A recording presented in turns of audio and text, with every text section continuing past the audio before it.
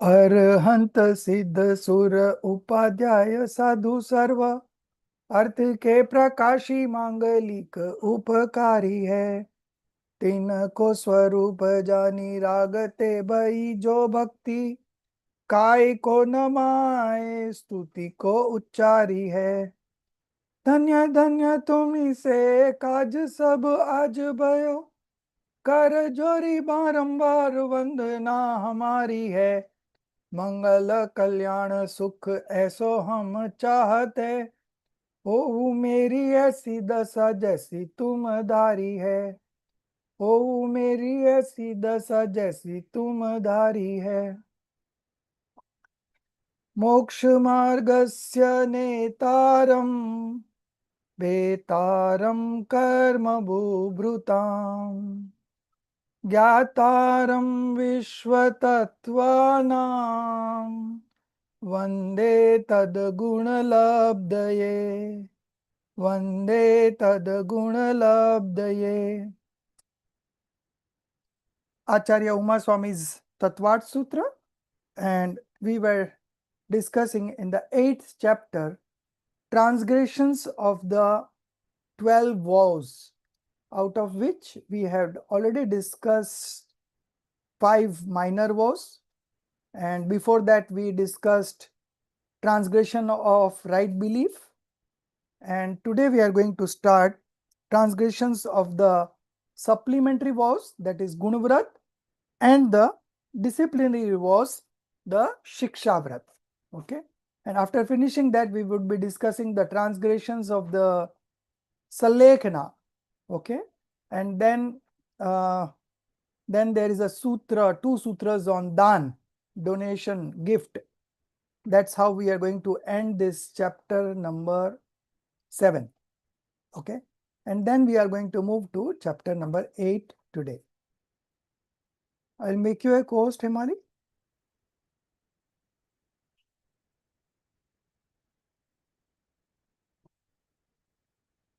Yeah. So page number 94 in my PDF,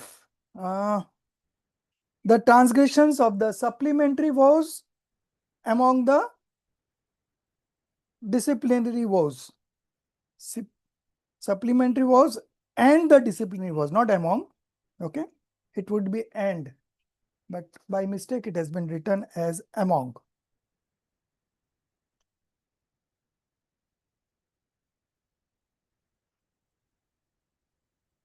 Acha, it is right, among, because it is disciplinary vows. So the all 7 put together are the disciplinary vows, and among them this 3 are Gunavrat. Okay, and the rest 4 is called Shikshavrat, but what they call in English?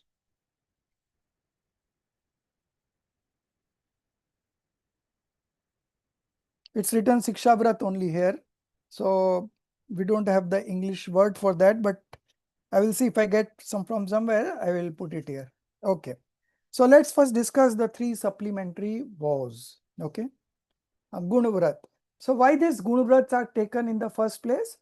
To protect what you have already taken as 5 minor vows. Okay, to protect them, these 3 supplementary vows are for that. And then the last 4 Shikshavrat are for training to become a monk.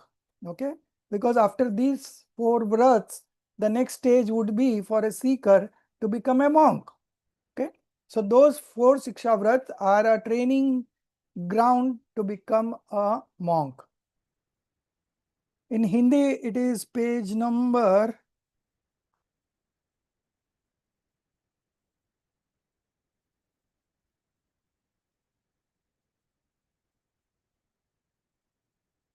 30. So we are on to now 30, sutra number 30. This is 29. Next. Yeah, 94. Yeah, next page. Hmm. Hmm. Below. Yes. Further. Yes, this one. Okay. So begin with Pratibhaji. You start reading.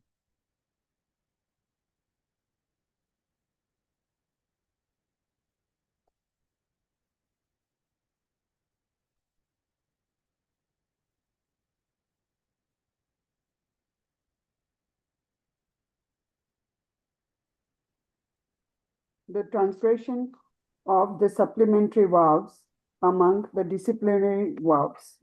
After describing the transgression, those related to samyaktva and five main verbs, the following now describe the athikas of the three gunavrata among the seven silvratas.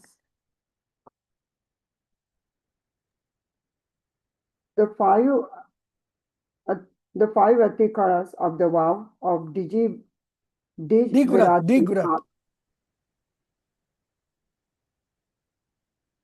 Can you please say that again?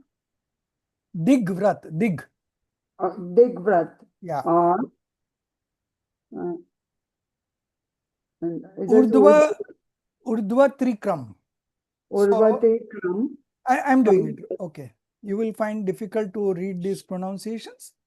Yes. Udvartrikam, transgressing the limit set on upward movement.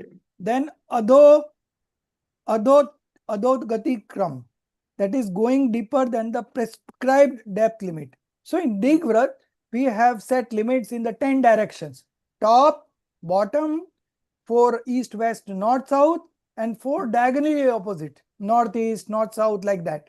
Okay. So that all put together are 10. Now, if you are uh, transgressing the limit set on upward movement, set on downward movement, uh, tirya gati kram, moving beyond the set lateral, that is horizontal, or diagonal limit is the third transgression. Then kshetra vriddhi, extending or enlarging the spatial limit in any of the three directions above is the fourth transgression. So you already set a limit. Now you cannot go beyond that limit. And those limits are set for lifelong. Huh? It's not for a period. All are lifelong, those 10 limits. Now you cannot extend that. Then the fifth one is smratyam dhan, forgetting the pre-remembered smrityam dhan. Okay, forgetting the pre-remembered directional limit with another is the fifth transgression. Then we have the 5 atichar of Deshvirat. Okay, this is Digvrat. Now we are seeing for the transgressions of Deshvirat. What are those? Anayan, sending someone to bring an object from beyond the restricted boundary and getting work done. Okay, beyond the restricted boundary. So you already set a limit. Now sending someone, you are not going. Okay, but if you are sending somebody, then also it's a transgression. Then presya prayog, dispatching a servant or subordinate beyond the designated limit and getting work done. Then sabdanupat, yelling words beyond the prescribed boundary and getting work done. Rupanupat, showing your face beyond the permitted area and getting work done. Then we have Pudgal Sep, throwing or projecting any object across the restricted limit and getting work done. So in all of these transactions, one thing is very clear, that you have set a boundary limit and you are getting things done indirectly. Not, you are not going outside that limit, but you are getting the work done. Then also it is a transgression. Okay. Now the last one of the 3 Gunvrat, that is Anartha Dand Vrat. So transgression of the Anartha Dand.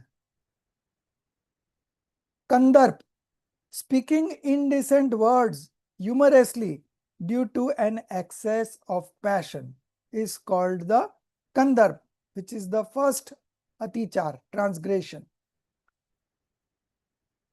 Then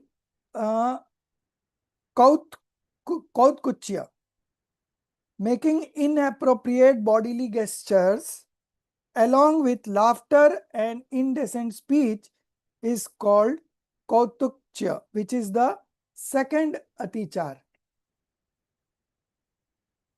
One minute, I'll get the Hindi also.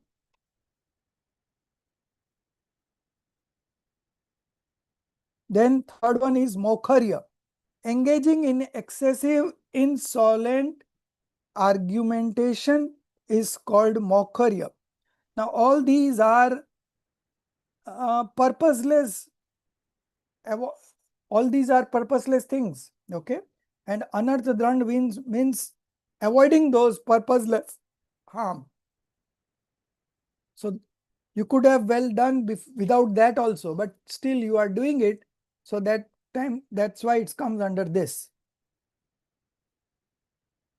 Okay, mokharya.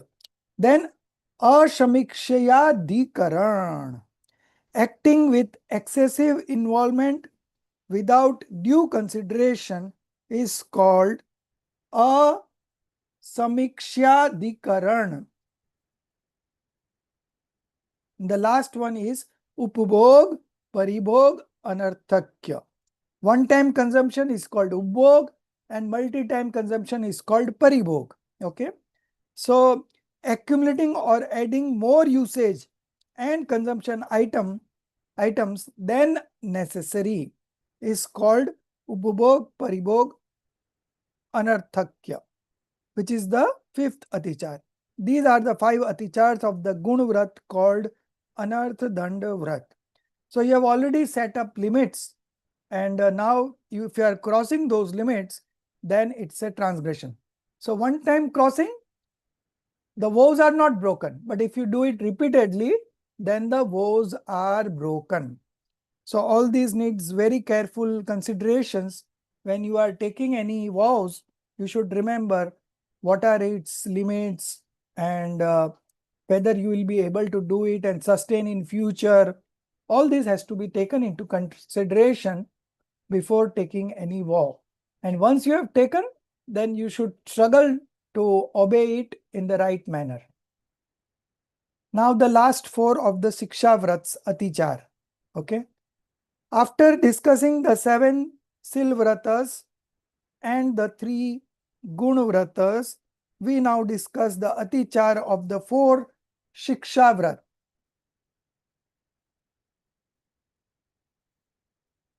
33, 34, 35, 36. Okay. We will skip this because this is again going to come here. Go straight down the page. Yes, these vratas of the Sravaks are known as Siksha Vrat. So all these names are written here, and that we are anyway going to discuss one each. So I'm not reading those names. We are directly reading the explanations. These vratas of the Sravak are known as Siksha Vrat as they provide training in the conduct of monks. Now that Shravak wants to become a monk. Okay. Of course, he is a male Shravak. That's why he is going to become a monk. It is not possible for a female Shravak to become a monk. Okay. Female Shravika. Vows like Samaik and Proshadupas primarily belongs to Muniraj, monks. But Vrati Shravak also practices these to the extent of their ability as a form of training to attain Muni Dharma. Okay. So this Samay Siksha Vrat, transgression of the vow of equanimity. So what is Siksha Vrat? So we have got it here. Transgressions of the vow of equanimity. You can write it down in the beginning itself, vow of equanimity. Oh, sorry. This is not the Sikshavrat. This is the Samayik Sikshavrat. Sorry. So still we have not got the name of the Sikshavrat, but it is something related to the training. Okay. So Samayik Sikshavrat.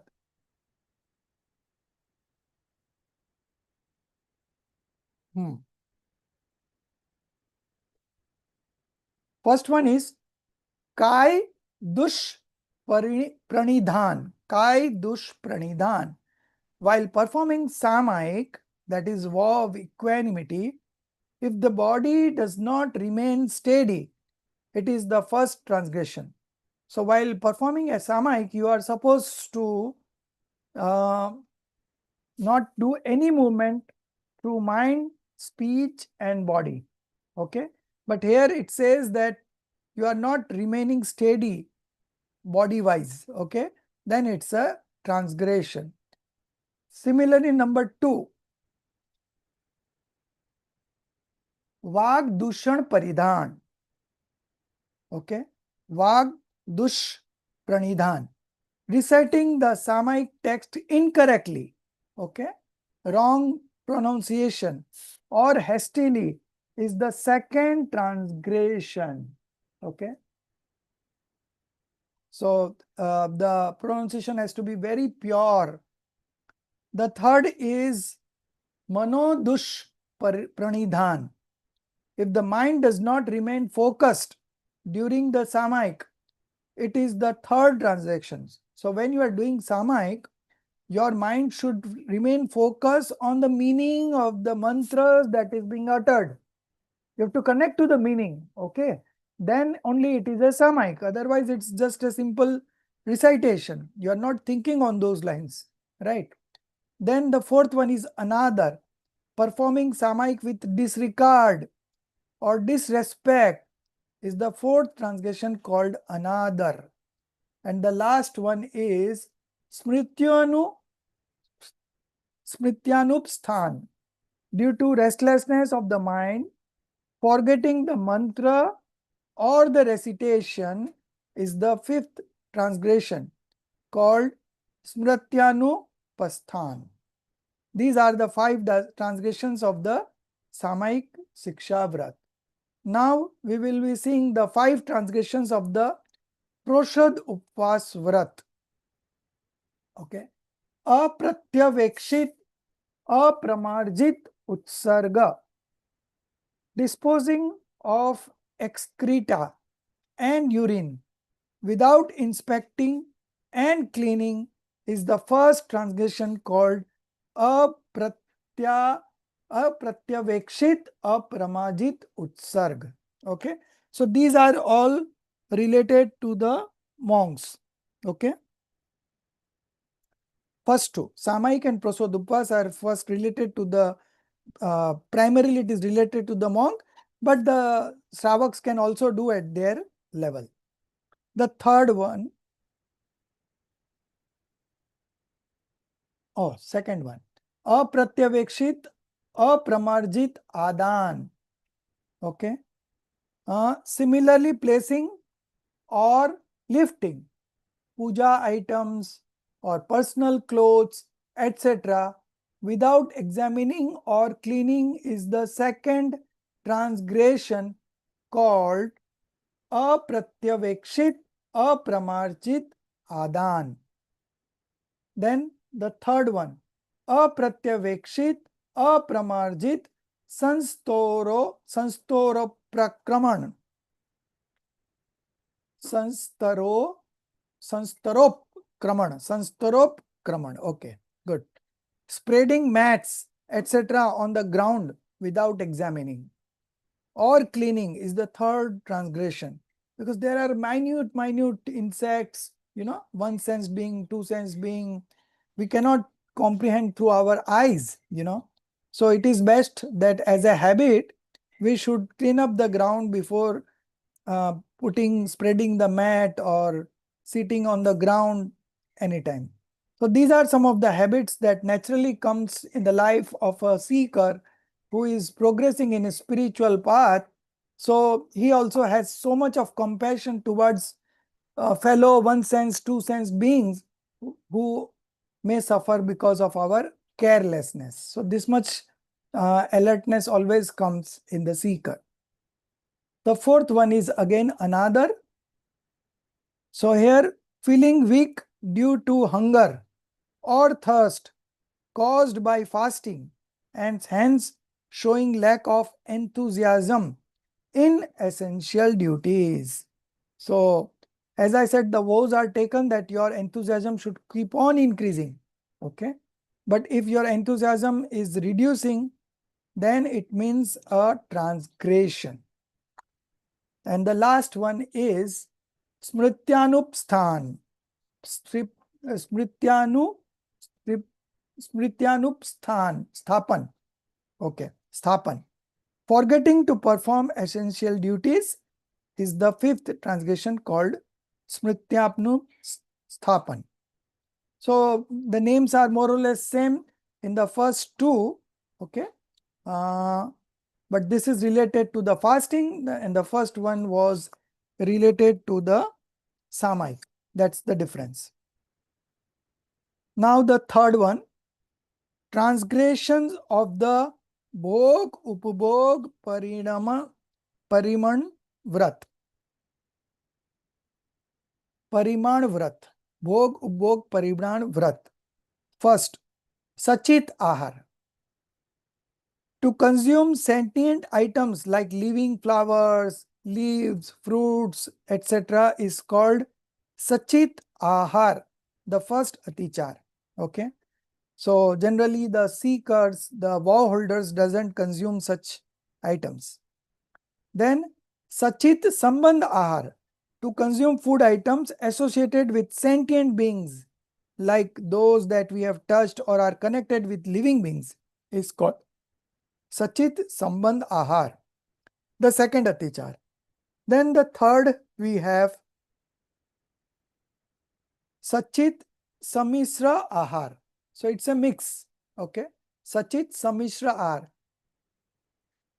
To consume food mixed with sentient matter is called Sachit Sammishra Ahar, the third Atichar. So we all have vegetables like, bottle gourd, and so these are all Pratyek Vanaspati. That means there is one life in each of these vegetables, fruits, okay. So when you consume such, then definitely you are causing violence to that, okay. But at a household level, you are not able to, even the monks also consumes fruits and vegetables, although they know, okay. And there are some monks who doesn't take any types of vegetables and fruits. They only survive on pulses and other things, okay. So depending on your body's strength, you can opt for those vows, but nevertheless, uh, these are some of the violence that as a seeker in the householder level, you are not able to avoid. So they consume, but again, the awareness should be there. The fourth one is Abhishav Ahar, to consume food that stimulate the senses, okay, such as intoxicating or sensory exciting items is called Abhisav Ahar, the fourth Atichar, okay. So like if you consume say rabdi, and in the lunch, then what you feel like sleepy. So this should be best avoided. Any food that stimulates sleep or any of the senses, you find cravings for those sensual objects, that should be avoided. If you are having it, then it's a kind of transgression. Then the last one is Duspakwa Ahar, to consume improperly or half cooked food, okay, is called Duspakwa Ahar, the fifth Atichar. Such food may stimulate the senses excessively, cause agitation, or lead to diseases in the body, thereby hindering the observance of the Bhog, Upbhog, Pariman Vrat. Okay. So these are the 5 transgressions of the Bhog, Upbhog, Pariman Vrat. Now the last one, transgressions of the Atithi Samvibhag Vrat. So Atithi Samvibhag Vrat is something that you share your food among the three categories of guests are there. The first category are the monks, okay. The second are the fifth stage householder like Elak, Shulak, Arjika, and the lower category is the fourth stage right believer, okay. So the foods that in earlier days, it was joint family. So 30, 40, 50 people were staying together. So even if 2, 3 monks come for lunch, they all share it among themselves. They don't have to make extra. And if you make extra for them, then they don't consume. Okay. So whatever you have prepared from them, they will take some items. Okay. And that too in some quantity. And that is how the monks alms taking ceremony is like that. But there are also transgressions in this. So what are these? First one is Sachit Nikshep, to offer food that has been placed on sentient objects, such as living lotus leaves. Okay, living lotus leaves, live lotus leaf is called Sachit Nikshep. Okay, Nikshep means to keep, to place. Okay, so that should be avoided. The second is Sachit Apidhan, to offer, that is to offer food that is covered with sentient items like live leaves. Okay, is called Sachit Apidhan.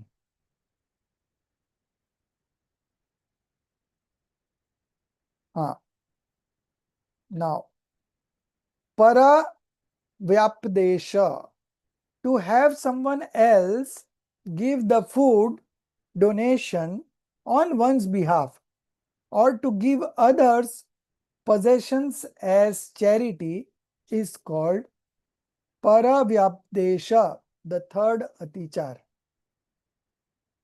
So you should give. Why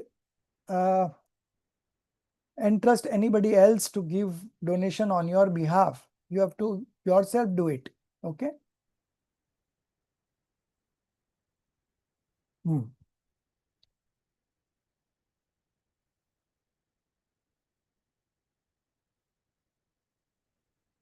Okay. The next is Matsarya, jealousy.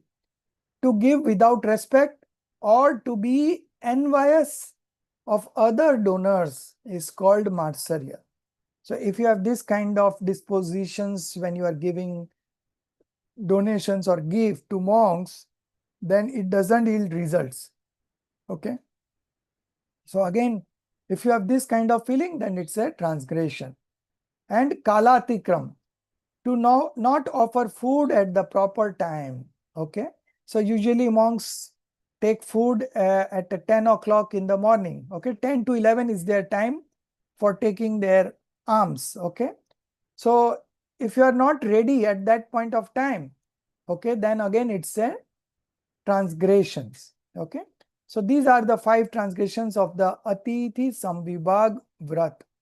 Thus, out of the 7 Sil Vrats, these are the transgressions related to the 4 Shiksha Vrat.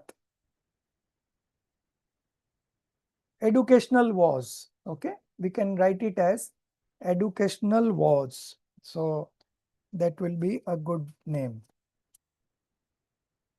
So I've not got it from here, but I remembered I have read it somewhere. For educational vows.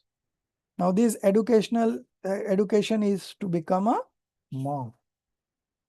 Okay. So now we are coming on to the transgression of the Salekna vow, the last of this.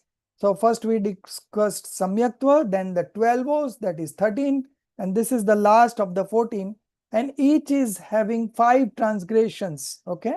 So in total it would be 70 kind of transgressions. So you need to have such awareness before giving, before taking any vow, that these kind of transgressions you will not have, and in case if it is there, you will mend it and you will not repeat it again. If it is repeated, then there is a break of vow. Okay. So transgressions of the Salekna vow. So now you can try, Pratibhaji, again.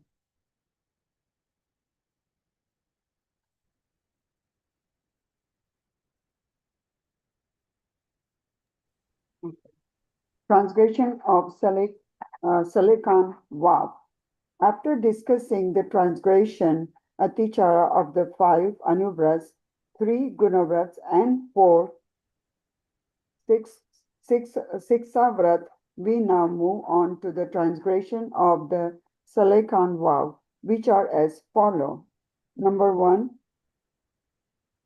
uh, Jivita Samsa, to take Salekan vow but still hold the desire to live, is the first transgression called. Before that, you missed 2 lines. Oh, sorry. Desire for life, Hmm. desire for death, attachment to friends, recollection of pleasure, and longing for future enjoyments. These are the 5 transgressions of Salekan. Number Hmm. 1, Jivita Samsa, to take Salekan vow but still hold the desire to live, is the first transgression called Jivita Sansa.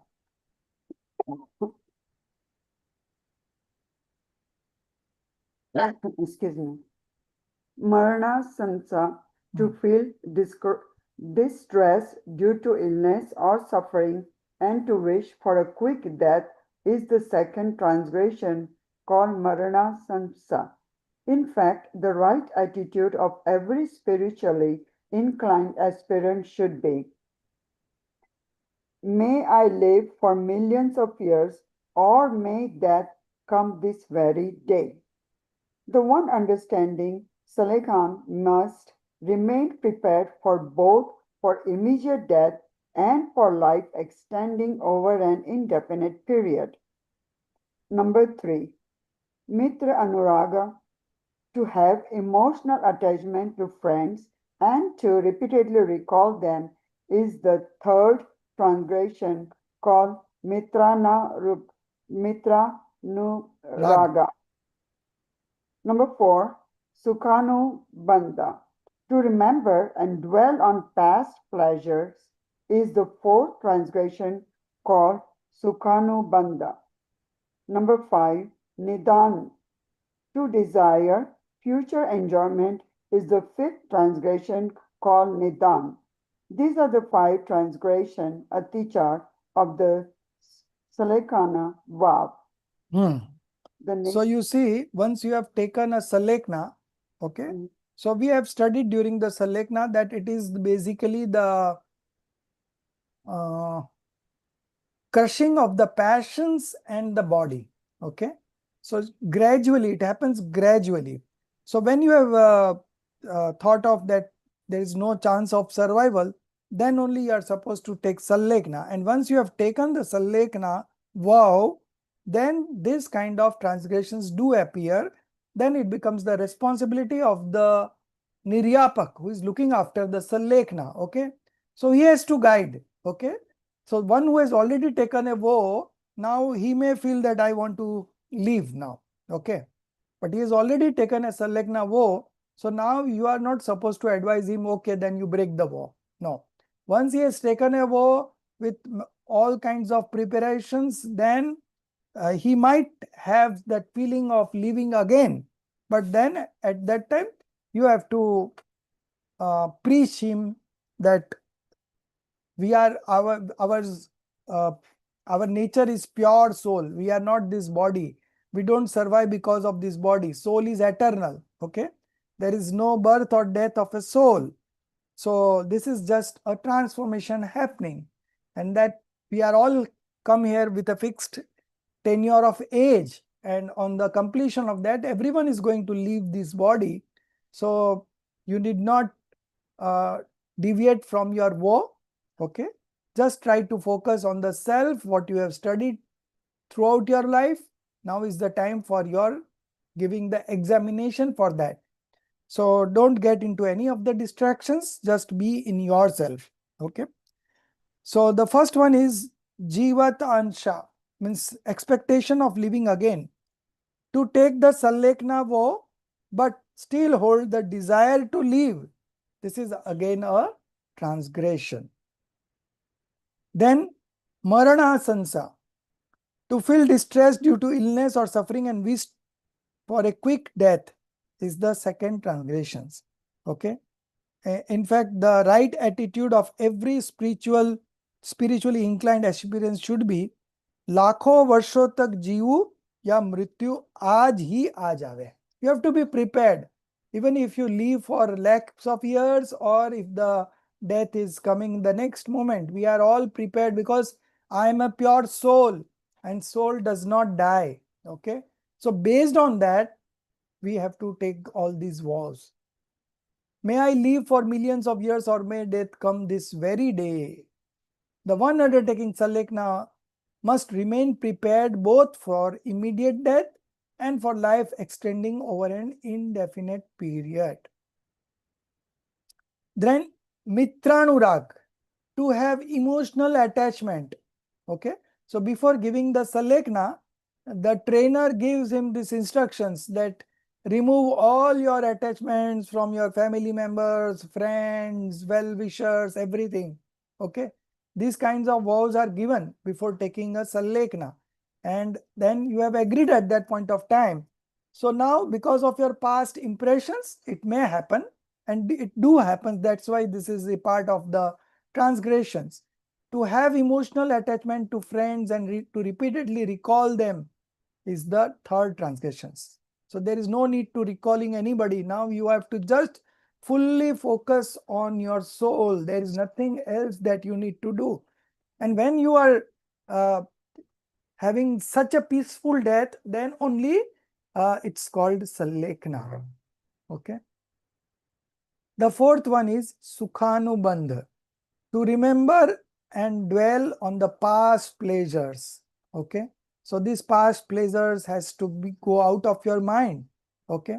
In your mind, you should have focus only on one thing, your pure soul and nothing else, So to remember and dwell on past pleasure is the fourth transgressions, and the fifth one is Nizan, to desire future enjoyment. Okay. So the real enjoyment is coming from the soul and that you are independent to enjoy any moment. Okay. Nobody is stopping you. Now this is the Sallegna that you have taken on your own. But in case of afflictions happening on the monk, what do they do? That is not something they have desired, but it's happening. And still they don't get distracted because uh, the kind of training, that kind of practice they have undergone, so their 100% desire is to just focus on the self. Okay. And on that basis only they are able to endure those afflictions and hardships, whatever is coming in their life. So this is not that big a thing. Okay. So when you have taken a Salekna Vo, you should ensure that these things doesn't come. And if it comes, then you are able to manage it and get back to your sadhana. Okay. So these are the 5 transgressions of the Salekna Vo. So taking vow is not a child's play. You have to be very matured, very calm and concentrated before taking a vow. And once you have taken, then the attitude should be, come what may, you are going to observe those vows in any case. Okay, then it makes sense. Otherwise, it's all, we are playing that with those vows, Now the last topic, the nature of dan, gift. Gift is a very good word. Of course, donation is again a common word, but gift is a better word. Now, at the end of the chapter, the specific characteristics present in Dan are described in relation to its form and the expectations from the donor, etc. So, there are 4 things. One is the process, the second is the substance, the third is the donor, and the fourth is the recipient of that donation. Okay. So 4 components of the process of gift. Okay. And that is what is being discussed here.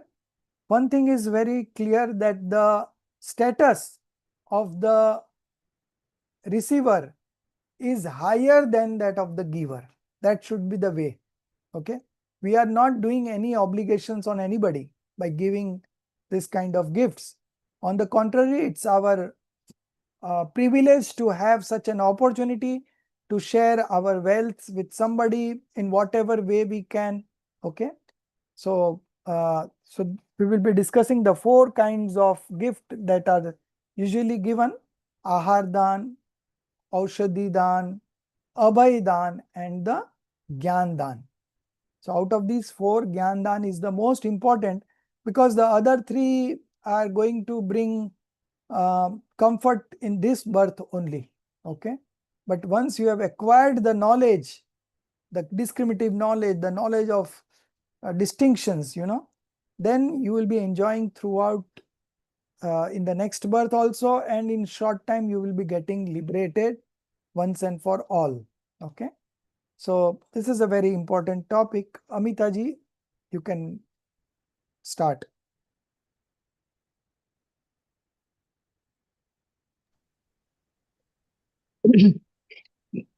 The nature of Dan gift.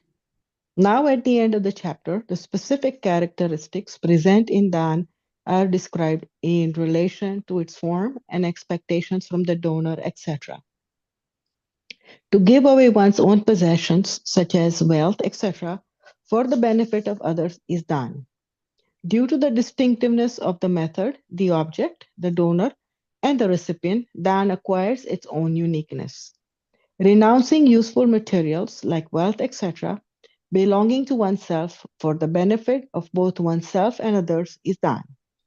Here, the discussion of Dan is the context of the Atiti Samvibhag Vrat. Himali, would you? Thank you, Himali. Thank you for scrolling. Therefore, the special consideration is towards the pious householder who gives pure, non-violent food and other items to worthy recipients such as Mahavrati monks and Anuvrati for the benefit of both self and others. The reduction of greed, lobh, and the bondage of merit, punyabandh, is a benefit to oneself, and for those to whom charity, dan, is given, the increase of right knowledge, samyak jnan, and so on, is the benefit to others. The word swa means both oneself and wealth. Thus, here swa means wealth and the other objects that are useful for one's own ownership. Hence, here swa refers to useful objects of wealth possessed by oneself. Therefore, giving one's own useful objects of wealth for the benefit of self and others is dan. Dan is of 4 kinds: Ahar dan, donation of food; Aushadhi dan, donation of medicine; Gnan dan, donation of knowledge; Abhay dan, donation of fearlessness. Thank you, Himali. When a generous minded donor gives useful items to a worthy recipient with due respect and proper ritual, dan becomes special. If an excellent recipient, such as a Vitragi saint, is offered pure sattvic food, full of the ninefold devotion and deep joyous reverence by a donor endowed with the 7 virtues, then the donor accrues immense punya, merit, and the monk gains favorable conditions for the pursuit of knowledge and austerity. In this way, swa means the self, and par refers to the monk who is on the 6th stage of spiritual development. Chatham, chat, Chautham Gunstan, is it? Chatvam. Chatvam Gunstan.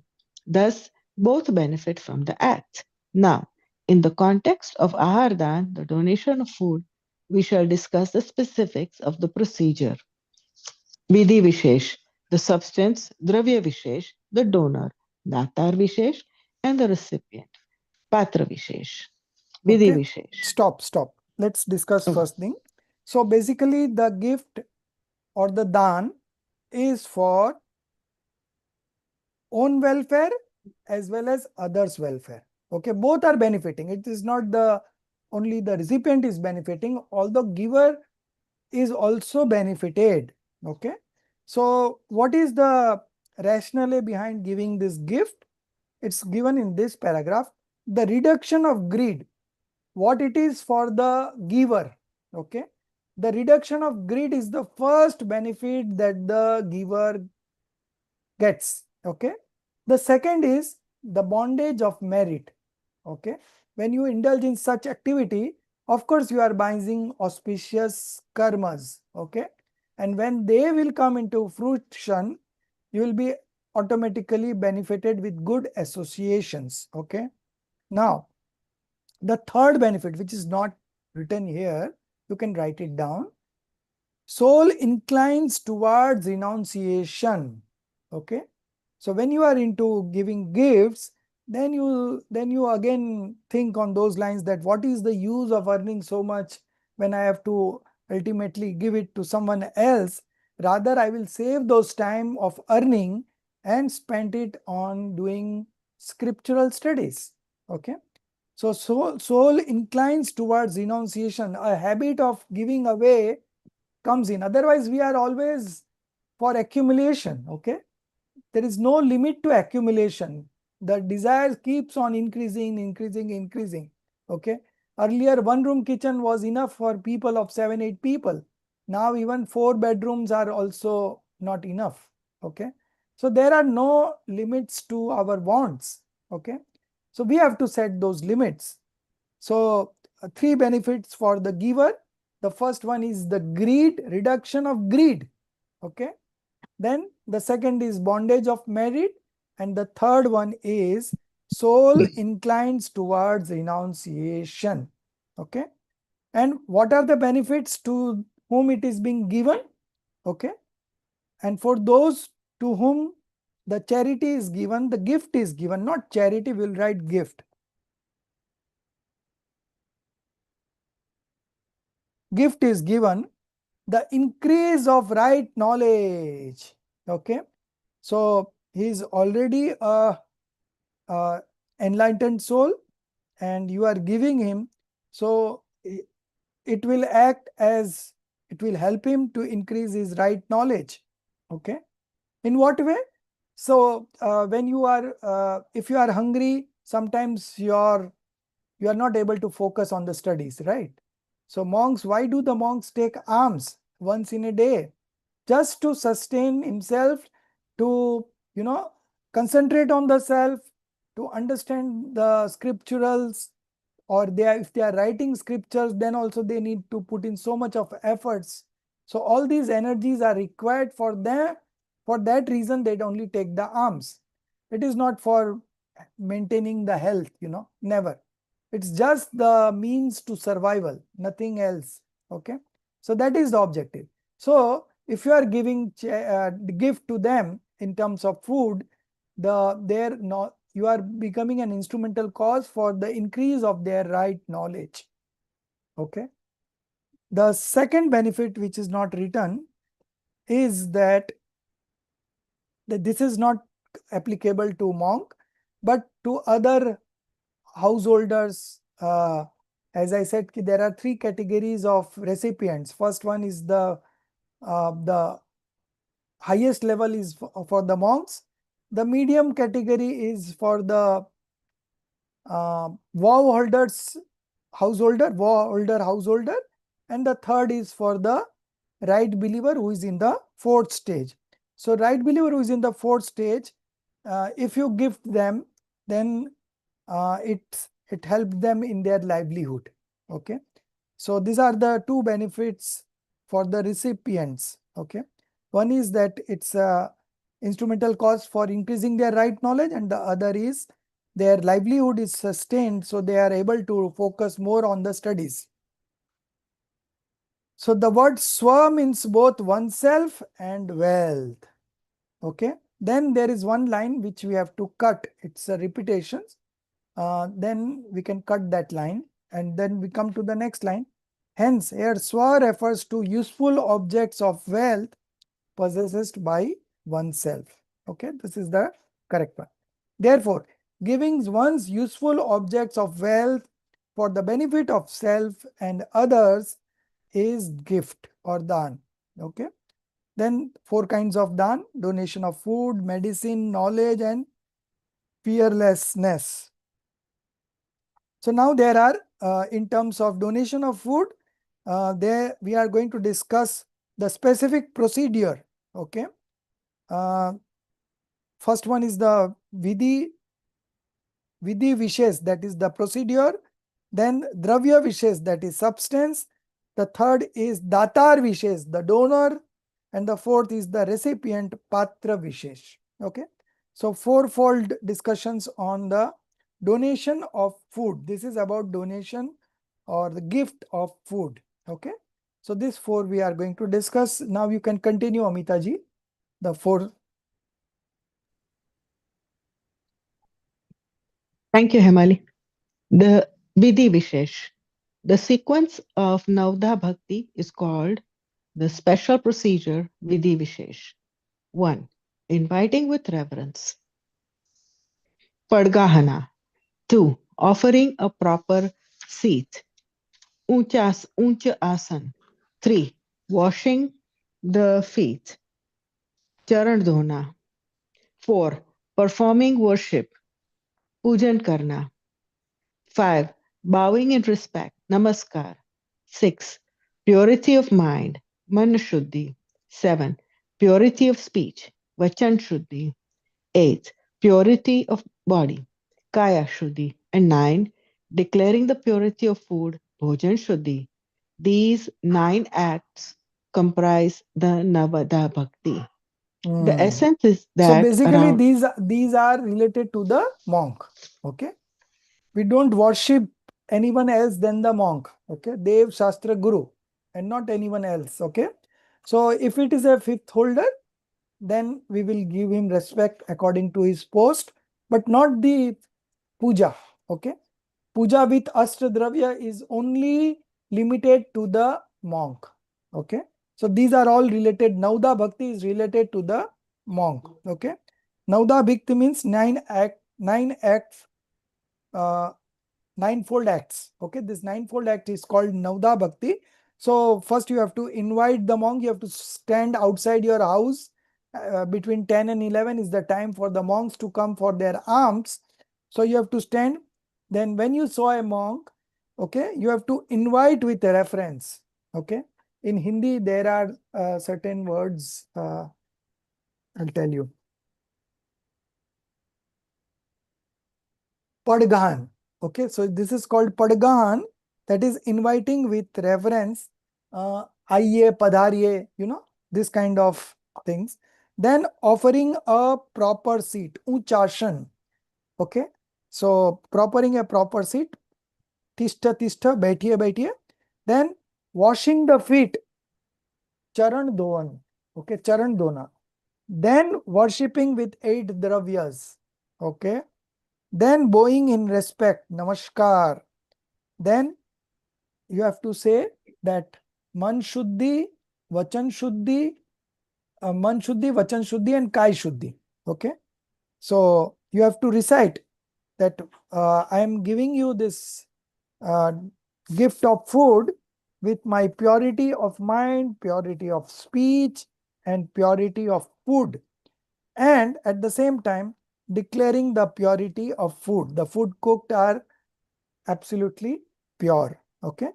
These 9 acts comprise the Nauda Bhakti. Now you can continue.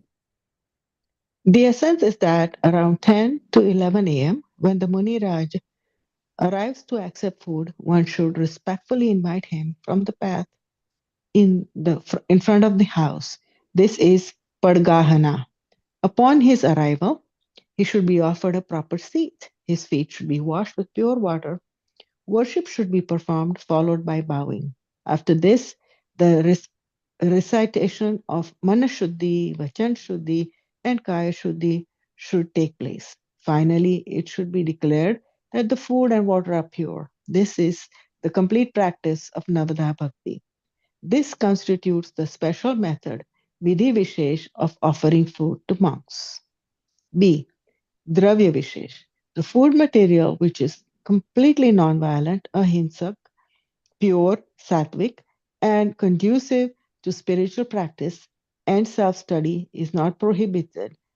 Abhaksha is known as the special substance Dravya Vishesh.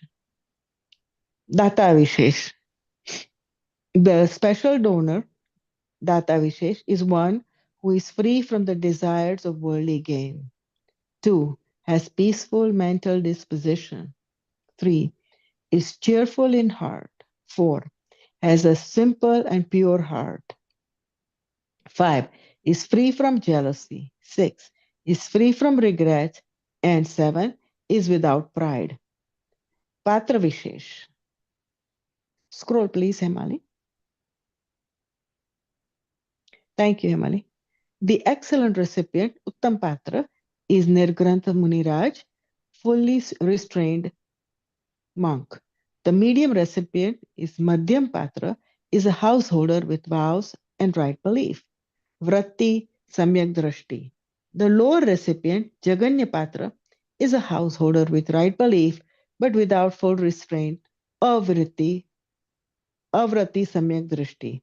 In this way, the 7th chapter concludes here. So one thing to special mention is the 7 qualities of a donor. So what are these qualities? One is has to be free from the desire for worldly gain. Why you are giving this gift? You are free from the desire for worldly gain. You are not giving for any worldly gain. Okay. The second is has peaceful mental disposition, shant parinam. Then is cheerful in heart, enthusiasm. Then has a simple and pure heart, is free from jealousy, is free from regret, and without pride.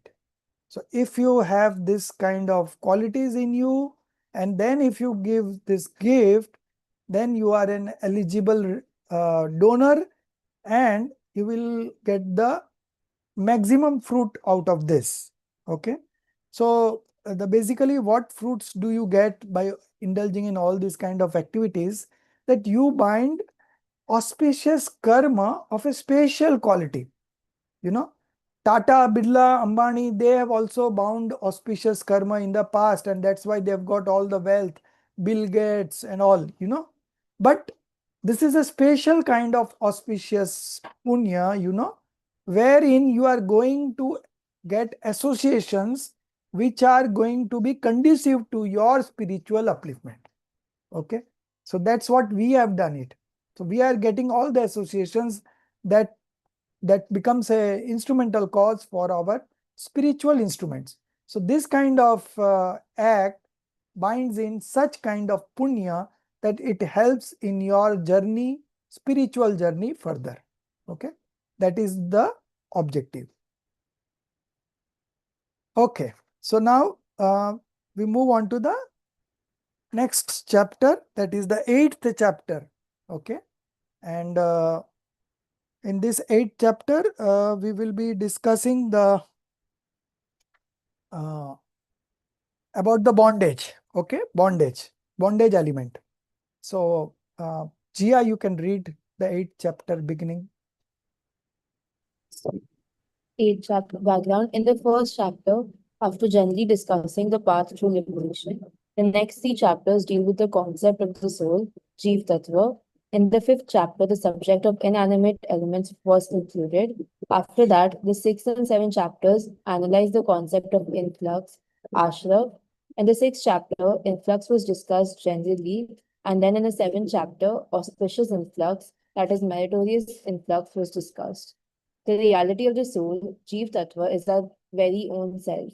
Therefore, being of utmost significance, the discussion of the soul's nature has been carried out in 3 chapters with the necessary elaboration. However, since the non-soul reality, a Jeev Tattva, is merely an object of knowledge, nay, it has been concluded within a single chapter. Thus, in these 5 chapters, general aspects of the path to liberation and the soul elements were discussed. After this, among the rest of the fundamental elements, the first topic was the element of influx, ashra, which was covered in 2 chapters. Question: what is the element of influx? Is it to be adapted or discarded?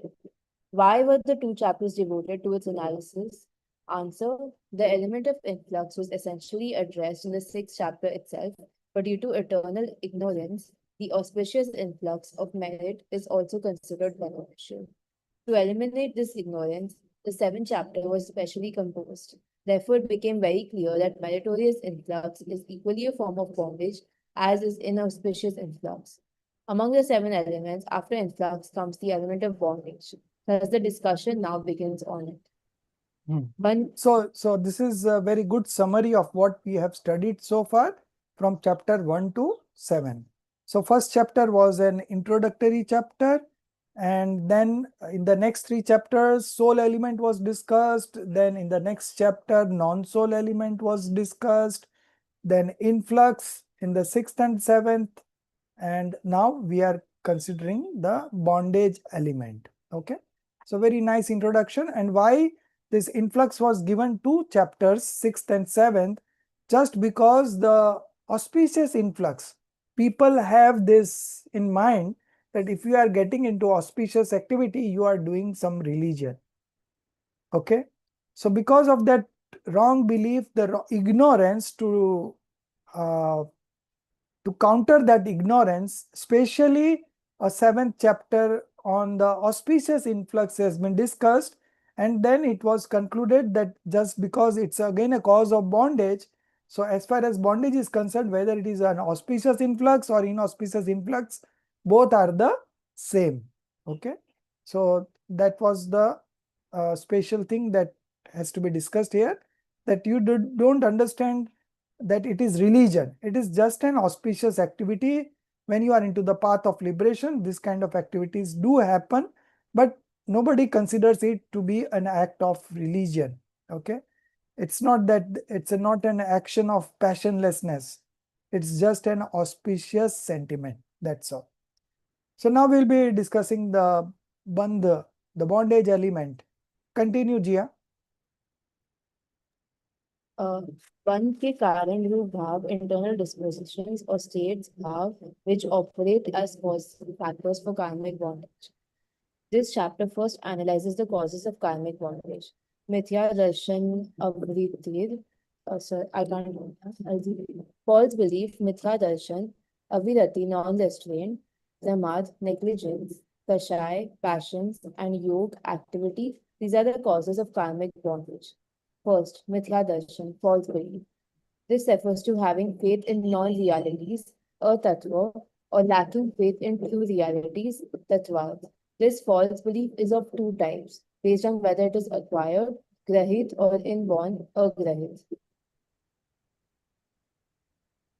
The beginningless false belief, which arises from the creation of mithyatva karma and manifests as the perception of oneness with external substances, such as the body and other non-self entities, is called inborn agrahit mithyatva.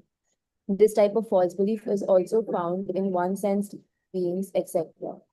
The false belief that is consciously adopted through intellectual acceptance, where instruction by other acts as the instrumental cause, and which occurs in five-sense beings with mind, panchendriya, is called acquired false belief, grahit mithyatva. Among the causes of bondage, false belief is the most dangerous cause. Therefore, its removal is prioritized first, because without the absence of false faith, it is not possible to eliminate the influx of remaining impure dispositions. Without the absence of this, mithyatva, the beginning of true religion, dharma, does not occur. The soul does not even progress beyond the first stage of spiritual development, gunastan. For this reason, the soul has been wandering since time immemorial through the four destinies, gatis, and the 8.4 million life forms, enduring endless suffering. However, some people do not accept false belief as the cause of bondage. If it is not considered a cause, then why would one even bother eliminating it? 2. Avirati, non-restraint. Not observing vows is known as avirati. The discussion of vows, such as small vows, anuvrat, and great vows, mahavrat, subsidiary vows, gunvrat, and learning vows, sikshavrat, have already been done. Pramad, negligence. In the same way, the discussion of pramad has already been covered in sufficient details in the definition of the five sins due to the term pramatya yog because of the negligent activity. Kashai, fourth, passions. These have always been a widely discussed topic. 5. Yoga activity. The discussion on yoga has already appeared in detail in the beginning sections of the sixth chapter. So, Mithya Darshan, false belief, as a cause of bondage is a widely discussed topic in the present times. First, the first stage of spiritual development, Gunasthan, has all five causes of bondage present. In the second, third, and fourth stage of spiritual development, except false belief, the remaining four causes are present. In the fifth stage, even for those practicing partial self-restraint, due to the lack of full restraint, abhirati, pramad, kashaya, and yog, these four causes of bondage are present. Fourth, in the sixth stage, for those who are fully self-restrained, pramad, kashaya, and yog, these three causes of bondage are present. Fifth, in the seventh to tenth stage, kashaya and yog, these two causes are present. In the 11th, 12th, and 13th stage, only yoga remains as a cause of bondage. And finally, in the 14th stage, none of the causes of bondage are present. Hence, bondage does not occur there. This is a state beyond bondage, siddha. From this analysis, it becomes self-evident that false belief is the primary and most dangerous cause of karmic bondage, because those who possess false belief are also possess all the causes of karmic bondage. Without eliminating false belief, it is not possible to eliminate any cause of bondage. So they see in the causes of bondage, 5 causes have been given. The first one is false belief, then non-restraint, negligence, passions, and activity yoga. Okay, these are the 5 causes of karmic bondage. So first one is mithyatva. Without letting go of the false belief, the path of liberation doesn't begin. Okay, so first and foremost priority would be to get rid of delusion, mithyatva. Okay, false belief. So that should be the first, and everywhere this is highlighted. Once this goes, then along with that delusion, the first quadruplet of passions, infinite bonding passions, anantanubandhi kashai, that also goes away. Okay, and then gradually the other passions also go away, and this is how. So considering the spiritual stages of development, if you see, in the first stage of spiritual development, it has got all the 5 causes of bondage. Okay, then in the second, third, and fourth stage of spiritual development, except false belief, the remaining 4 causes are present. Okay, so second, third, fourth, false belief is not there. The other 4 are there. So from first stage, where do you go? So third stage. Anyone else? Fourth stage. Fourth stage. Amita ji is saying fourth stage. Pratibha ji? I'll say fourth. Fourth, okay. Jia? So fourth stage. But here it is written the first stage of spiritual development, all the 5 causes are present. Second, third, fourth, false belief is not there. So that means first to second, false belief has gone. True? Not true. From first you go directly to the fourth. Second and third spiritual stage comes while you fall back from the fourth. Okay. So this has to be always remembered. From first you move to the fourth. Okay. That is the stage of right belief. Okay. And there are 3 kinds of right belief. Okay. One is opshamic, subsidential right belief. Then there is psyopshamic, destructional cum subsidential right belief, and the third is shaik, destructional right belief. Okay. Now, right in present time, substantial, no, not substantial, destructional right belief is not there. Okay. Shaik samyak drishti, nobody is there, because shaik samyak drishti, there is a condition that there should be a presence of omniscient. So omniscients are not here, so nobody can achieve the Saik Samyak Darshan. So we are left with 2, opshamic and shayopshamic. Opshamic's maximum duration is 48 minutes. It doesn't last beyond that. Okay. So if somebody who is a right believer right now, he would be, of course, a shayopshamic Samyak Drishti. Okay. Now how this happens? So from first time you do it, you go to the fourth, opshamic Samyak Darshan. Okay, straight away. first time you get right belief is opshamic right belief. Okay. Now subsidential, after this 48 minutes are over, subsidential right belief, what happens? Either you get into destructional come subsidential right belief, shayapshamik samyak drishti, okay, or you can fall back to the second, you can fall back to the third, okay. These are the four, or you can fall back to the first also, okay. All the possibilities are there, 1, 2, 3, or you remain in fourth, okay. Now, what causes to come back to the first, what comes back to the second? So, the false belief, when you are manifesting the right belief for the first time, that mithyatva gets divided into three partitions. Out of these three partitions, one is the delusion, false belief.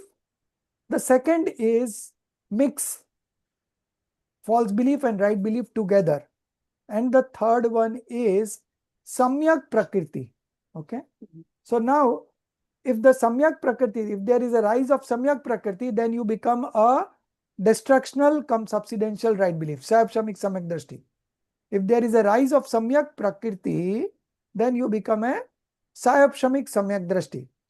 If there is a rise of mix, okay, false and right belief together, then you come to the third stage.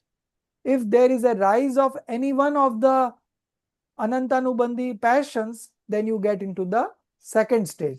And if there is a rise of false belief, mithyatva, then you get into the first stage. So all these activities are there. So remember that from first you jump to straightway to the fourth, and if you are not able to sustain and you fall from the fourth, then this second and third stage come into the picture. Okay. The third one is in the fifth stage, even for those practicing partial self-restraint, due to lack of full restraint, avirati, pramad, kashai and yog, these four causes of bondage are present. Okay. In the fifth stage, you have partial self-restraint, not complete. Okay. So the fifth stage, you are still with four causes of bondage. Okay. But when you move to the sixth stage, the partial, the cause of avirati, okay, full restraint has gone. Okay, so now there are in the sixth stage three causes of bondage: pramad, kashai, and yog. In the seventh stage, the pramad also goes. So seventh stage, only two causes, kashai and yog. In the 10th stage, the kashai also goes away. So in the 11th, 12th, and 13th, only the yog remains. And in the 14th, there are no causes of bondage and you get liberated. Okay. So this would be the sequence of the bondages. Okay. From this analysis, it becomes self-evident that false belief is the primary and the most dangerous cause of karmic bondage. Okay. So our all efforts should be directed to get rid of that false belief, mithyatva. Okay. Without eliminating it, nothing is possible. Okay. It is not possible to eliminate any cause of bondage. Okay. So this is this. Now we move on to the next sutra. Sutra number 2, nature of bondage. Okay. Himali.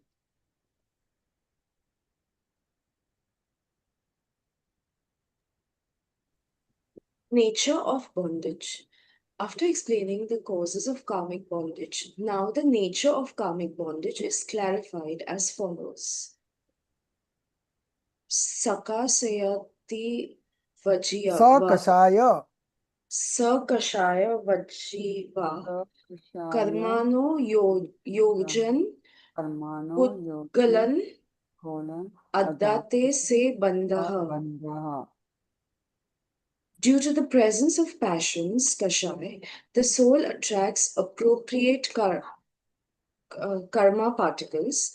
This is bondage. Question.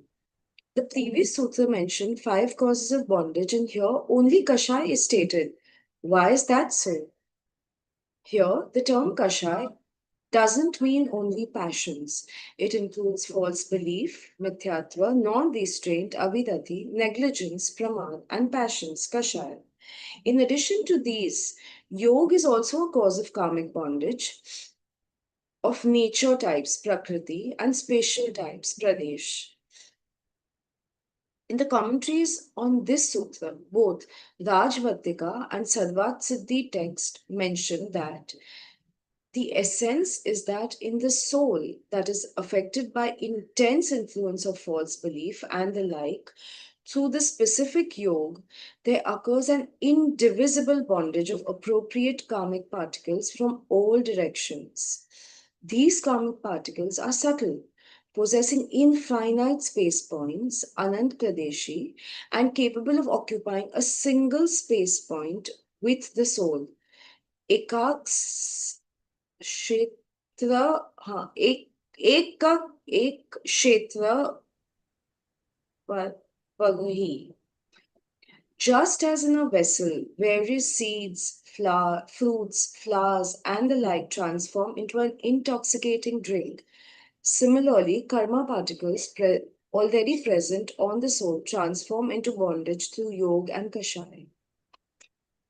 Although false belief and other such states are causes of bondage, they are in fact results of previously acquired karmas. Therefore, being instrumental in making the soul dependent, bound, in effect, they are referred to as bondage, bandh.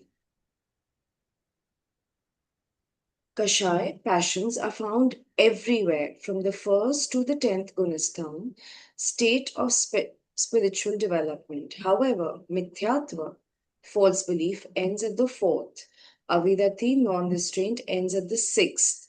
Pramad, negligence, ends at the 7th gunastham. Therefore, the explanation is given with reference to the presence of Kashaya. If it were explained with reference to mithyatva, then the acceptance of karmic matter by the vow holder, vratis, would not be possible.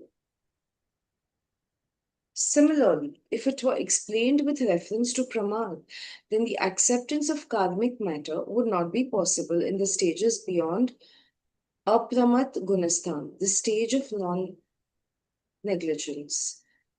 If it were explained with reference to yoga, activity of mind, speech, and body, then since yoga causes only prakriti and pradesh bondage, type and quantity of karma, and not sthiti and anubhav bondage, that is duration and intensity, it would be considered equivalent to no bondage.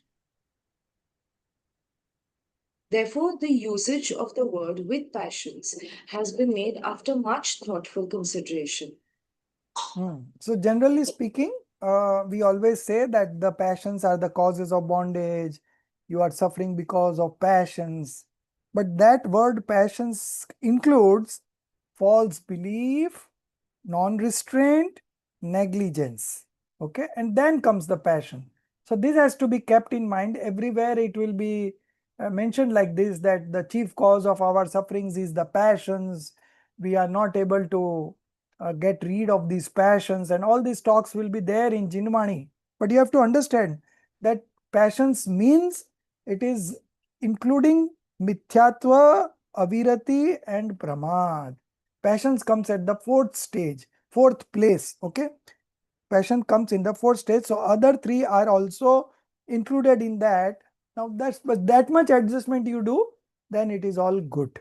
Okay, and the other reason for considering passions to be the cause of the bondage is that passions is there from 1st to 10th stage.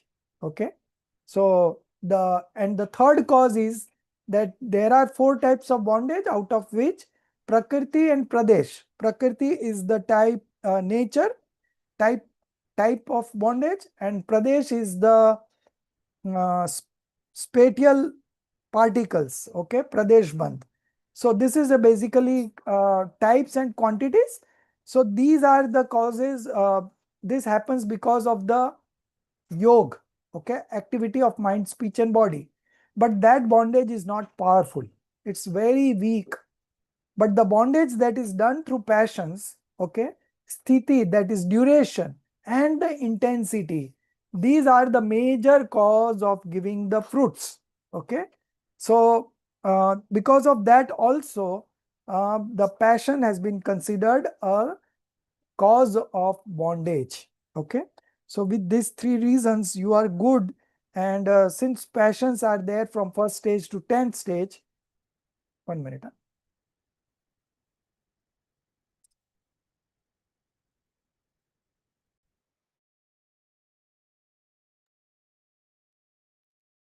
Okay. So, so you see why the passions have been highlighted when it was discussing, we are discussing the nature of bondage. Okay. So then only the passions was given as the cause. Okay.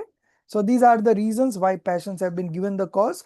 The first one, again, I repeat, it includes false belief. Okay. The second is it is there from first stage to 10th stage. And the third is that the bondage due to passions, which is duration and intensity, are the major cause of sufferings and bondage. So the passion has been considered as the nature of bondage. Now we are coming on to that four types of bondage: prakriti, nature, duration, sthiti, intensity, and the space. Okay. So all these four we are going to discuss in the verse sutra number 3. Okay. Aphorism number 3, types of bondage. Madhuji. Yes, sir. Types of bondage. After describing the cause and nature of karmic bondage, now the types of bondage are discussed. They are, just a minute, sir. I'm skipping that, sir. That bondage is of 4 types based on nature, prakriti, duration, sthiti, intensity, anubhav, and space, pradesh. Nature, prakriti, refers to the types of nature of karma. Duration, sthiti, refers to the time limit or lifespan of the karma. Intensity, anubhav, refers to the maturation or fusion strength of the karma. Space, pradesh, refers to the collection or cluster of karmic matter particles. It has already been clarified earlier that yoga leads to nature and spatial bondage, while passions, kashaya, lead to duration and intensity bondage. In reality, what happens is that through the activity yoga of mind, speech, and body, there is a vibration, parispanda, within the soul's spatial regions, Atma Pradeshas. The mundane world is filled with dense clusters of karmic particles. The vibration of the soul's regions causes the karmic matter to undergo transformation into karmic forms. These transformed karmic particles, bound in a single time frame, become connected with the soul's regions in a unified spatial extension, Kshetra Avagaha, and they shed almost to the same extent. The merging of these transformed karmic particles with the soul's regions is what is referred to as bondage of the spatial region, Spradesh Bandh. The division of these karmic atoms into different types of knowledge obscuring, perception obscuring, etc. is called Prakriti Bandh, bondage of nature. Through the influence of Kashaya, passions, the limit of time is determined for each karma, specifying which karmas will remain bound within the soul's regions, Atma Pradeshas, and for how long. It also determines when and how these karmas will arise.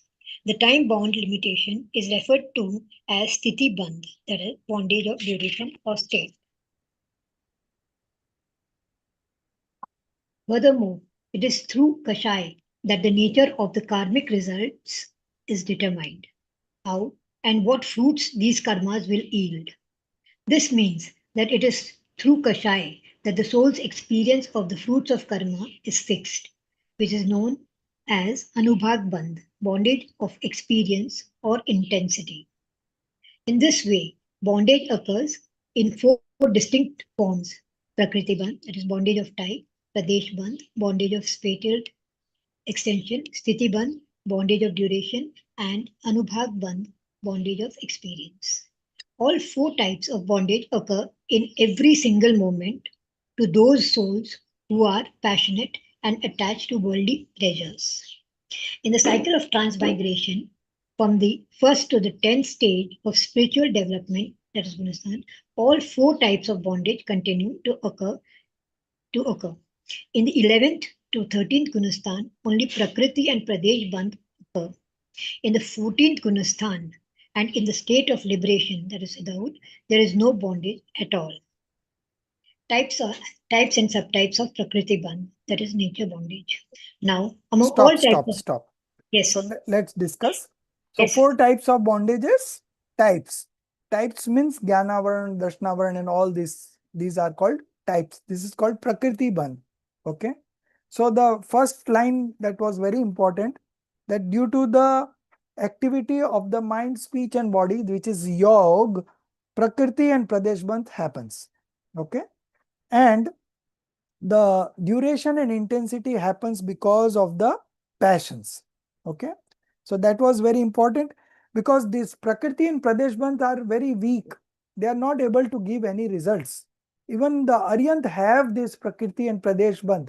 But because the Kashais are not there, passions are not there, so the karma influx is also there, but it goes away without giving any fruits. Okay. If the passions would have been there, then only the fruits are experienced. Okay. So without passions, Prakriti and Pradesh have no value. Okay. So Prakriti and Pradesh are weak in nature, and Sthiti and Anubhag, that is duration and intensity, are the major fruit giving cause of bondage. Okay. So what happens to this yoga? So through the activity of mind, speech, and body, there is a correspondence vibrations in the soul's spatial regions, Atma Pradesha. Okay. The mundane world is filled with dense clusters of karmic particles. Okay. All around us, there are dense clusters of karmic particles. The moment we have any kind of disposition, which becomes an instrumental cause for those karmic particles to come and settle along with the soul, and that is called Ek Kshetravgab Sambandh, same space point. Okay. Although not a single karmic particle enters the soul, and not a single quality or unit of soul goes into the karmic particles, both remain independent to each other, but they are in the same space point. That's why it is called a bondage. Okay. The vibrations of the soul's region causes the karmic matter to undergo transformations into karmic forms. These transformed karmic particles, bound in a single time frame, becomes connected with the soul's region in a unified spatial extension, that is called Ek Kshetravga. Okay. Unified spatial extension, and they shed almost to the same extent. So new karmas are coming, the old are getting dissociated. Okay. So this cycle goes on and on every moment. Okay. The merging of these transformed karmic particles with the soul's region is what is referred to as bondage of the spatial region. Sapradesha Bandha. Okay. So now what are these four things? The divisions of these karmic atoms in different types of knowledge obscuring, perception obscuring, Jnanavaran, Dashnavaran, and all 8 types of karma is called Prakriti Bandh, bondage of nature. The second is through the influence of passions, the limit of time is determined for each karma, specifying which karma will remain bound within the soul's region and for how long. It also determines when and how these karmas will arise, that means come into fruition. This time-bound limitation is referred to as bondage of duration of state. Okay. Furthermore, it is through kashais that the nature of the karmic results is determined. How and what fruits these karmas will yield. This means that it is through kashai that the soul's experience of the fruits of karma is fixed, which is known as anubhag bandh, bondage of intensity, not experience. You can cut down experience. Bondage of intensity. In this way, bondage occurs in the four distinct forms: Prakriti bandh, Pradesh bandh. So Prakriti is type, Pradesh is the quantity, maybe you can say quantity, Sthiti is the duration of time, and Anubhag bandh is the intensity of time. All four types of bondage occur in every single moment to those souls who are passionate and attached to worldly pleasures. Okay. So every moment new bondage is happening. The old are getting dissociated after giving the fruits, and this cycle goes on and on. In the cycle of transmigration from the first to the 10th stage of spiritual development, all four types of bondage continue to occur. In the 11th to 13th Gunasthan, only Prakriti and Pradesh bondage occurs. In the 14th Gunasthan and in the state of liberation, there is no bondage at all. Okay. So this was about the aphorism number 3. Now we will see the types and subtypes of Prakriti Brahman. This will be better if we refer to that chart. Hopefully you have received the book, Pratibhaji? No. No, not yet. Okay, maybe today or tomorrow you will Yeah, be well, receiving it. But yeah. we will refer from the chart about this types. And can you share, Himali, can you share the photo? Yes, sir. Yeah, verse number 4, only one chart, and it's in fact I will share. I have it in my mobile. 1 minute. Today there is a lesson on karma theory in happiness course. So in that the chart has been shared. So I'll open it, sir. Okay, you open it. No problem. So from where you will open? Happiness course only you will open, na? Yes, sir. Yeah, that will be easy. Because we don't have the PDF of the chart book. 7th, 8th slide. Yeah, no, not this one. Next.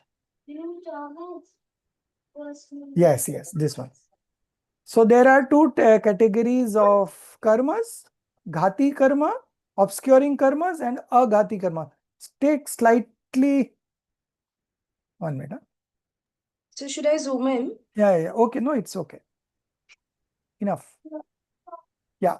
So major types of karmas are 8, and then they have got subdivisions. So first we are discussing the obscuring karmas, the ghati karma. They obstruct the intrinsic attributes. Okay, anujivi gunas. Okay, like knowledge, perceptions, this. So the 4 types of karmas: knowledge obscuring karma, vision would be perception. Perception is a good word. So they have put it as vision, but we will write perception obscuring karma. Then we have antarai. Antarai is energy obscuring karma. Here it is written power obscuring karma. And then we have monia, delusion producing or deluding karma. Monia is deluding karma. Okay. So the numbers, their subdivisions: 5, knowledge obscuring 5, perceptions 9, antarai 5, and the monia is 28. What is their nature? Obscure infinite knowledge, perceptions, and power of the jeev respectively. Okay. Then that which deludes faith and conduct. Illustrations. Okay. These are very good illustrations, but it's not part of our textbook, but we will anyway see. All of you are attending a happiness course, so I will explain you in the evening. Okay. So we leave the examples right now. It will take much of time. Property that manifests on its own destructions. This is infinite knowledge. Okay. So this is the property that it obstructs. Infinite perception, then infinite power or energy, infinite bliss. Now coming to the non-obscuring karmas. Take it further up. Yeah. Non-obscuring means agati karmas. They are also 4. They do not obstruct the intrinsic attributes, but obstruct the other properties, okay, other attributes. So these are also 4. Ayu karma, lifespan determining karma. Then Nam karma, physic determining karma. Good name is physic determining karma. Gotra, status determining karma. And Vedaniya is feeling producing karma. Okay, these are all okay. So the number of subdivisions are 4, 42. 42 is in a consolidated form. But if you see in the general form, it is 93. Nam karma has 93 subdivisions. Gotra 2, Vedaniya is also 2, Sata and Asata. Nature resides in a body. Okay.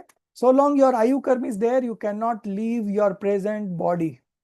Then Nam karma, by which the Jeev gets a name, form, body, strength, all these related to everything related to the body is because of Nam karma. Whether you are good looking, bad looking, all these are functions of the Nam karma. Then Gotra, that which determines high or low status. And the last one is Vedniya karma, feeling producing karma. So we have 2 categories, Sata and Asata.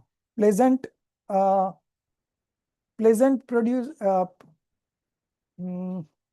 feeling producing karma and unpleasant pleasing producing karma. Okay. Both the karmas are the ultimate nature is restlessness. It's not that you are becoming happy with those. Okay. Then property that manifest on its destructions, avgahanatva, ayu karma, avgahanatva. So these are the attributes that manifest when you get liberated. Okay. So this avganyata attribute will manifest when you get liberated. So that is because of the destruction of ayu karma. Destruction from nam karma will bring in shukshmatva. Okay. Then destruction of gotra karma, aguru lagutva guna. Okay. And the vedniya, avyabad sukh. So all these are the properties that will be manifested when you get rid of these all the karmas. Okay. So in this chart, we have got a general idea of these karmas. Now these names, for this name, there is another chart that will be in that book only. From there, we will share it in the group. I will share it. So we will skip this and we move on to page number 108. Okay. Darshana Varniya Karma we are going to discuss. Yeah. So the last 5 one. Okay. So Chakshu Darshan, Achakshu Darshan, Avdi Darshan and Keval Darshan. Okay. So these are the 4 divisions and then the rest of the 5 have been explained. So page number 108. Yeah. From here we will start. Slightly go up. These 9 are the subdivisions. So in the 5 karmas, okay, only the names have been given.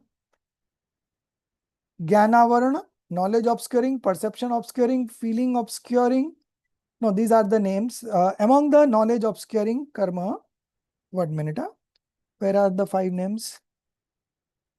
Mati Gyan, yeah. Mati Jnanavarana, then Srut Jnanavarana. So sensory knowledge, scriptural knowledge, clairvoyance knowledge, telepathy and omniscience. Now we discuss the 9 types. 9 are the subdivisions of the Darshniya Varna Karma, perception obscuring karma. From here we will begin and we continue the discussions. Okay. Who is left? Soumya. Malti ji, yeah. You start. Then Soumya. Yes, sir. The 9 types of Darshanavan karma are Chakshu Darshan, ocular perception, Achakshu Darshan, non-ocular perception, Avadi Darshan, clairvoyant perception, Keval darshan, omniscient perception. Nidra, sleep. Nidra, deep sleep. Prachal, drowsiness. Prachal, intense drowsiness. Sayan Gridhi, state of deep unconsciousness. These 9 are the subdivisions of the Darshanavan Karma, perception obscuring karma. The discussion of knowledge types such as Mati Gyan, sensory knowledge, and others has already been covered in the first chapter. The karmas that obscure these respective knowledges are respectively called Mati Gyanavaran, Shruti Gyanavaran, Avadhi Gyanavaran, Mana Paryaya Gyanavaran, and Keval Gyanavaran karmas. In this way, the 5 types of knowledge obscuring karmas, Gyanavaran karma, are explained. Similarly, the discussion of the 4 types of perception, darshan, such as chakshu darshan, ocular perception, and others, was already presented in the second chapter during the analysis of soul's activities, consciousness, that is upyog. The karmas that obscure these 4 types of perception, namely chakshu darshan, ocular perception, and achakshu darshan, non-ocular perception, avadhi darshan, clairvoyant perception, and kevala darshan, omniscient perception, are respectively known as Chakshu Darshanawaran, Achakshu Darshanawaran, Avadhi Darshanawaran, and Kevala Darshanawaran karma. 5th, the Nidra, sleep. The karma whose rise makes it necessary to sleep to remove fatigue is called Nidra Darshanavarani karma, sleep-induced perception obscuring karma. 6. Nidra, deep sleep. The karma whose rise causes such deep sleep that even opening the eyes becomes impossible is called Nidra Darshanavarani karma, deep sleep perception obscuring karma. Prakal, drowsiness. The karma whose rise causes sleepiness while sitting due to exhaustion and fatigue is called Prakal Darshanavani karma, drowsiness. Prachala. Prachala, I was wondering. Prachala, the Prachala Darshanavani karma, drowsiness perception obscuring karma. Prachala, intense drowsiness. The karma whose rise results in an intensified state of drowsiness, Prachala, is called Prachala Darshanavani karma, intense drowsiness perception obscuring karma. Dhyan Gridi, state of deep unconsciousness. The karma whose rise causes a living being to, while still asleep, get up and perform actions beyond their conscious control or strength is called Dhyan Gridi Darshanavani karma, lethargy-induced delusion perception obscuring karma.